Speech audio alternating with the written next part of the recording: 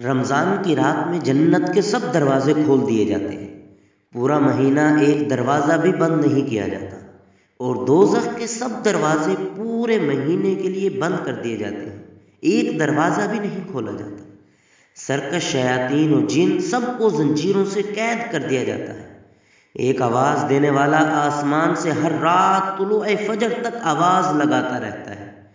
خیر و بھلائی کے طلبگاروں، اللہ کی طرف سے خیر کو قبول کرو اور خوش ہو جاؤ، برائی اور شر کے طلبگاروں رک جاؤ اور ہوش سے کام لو۔ پھر رب لم یزل ایک اعلان کرتے ہیں، کوئی ہے جو مغفرت طلب کرے ہم اس کو بخش دیں، کوئی ہے جو توبہ کرے ہم اس کی توبہ قبول کریں، کوئی ہے جو دعا مانگے ہم پوری کریں، کوئی ہے جو سوال کرے ہم عطا کریں۔ ہر رات رمضان کی رات میں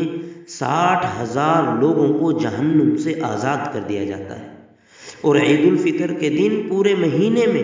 روزانہ 60,000 کے بقدر جتنے لوگ بنتے ہیں ان سب کو ایک ہی دن جہنم سے چھٹکارا نصیب ہو جاتا ہے۔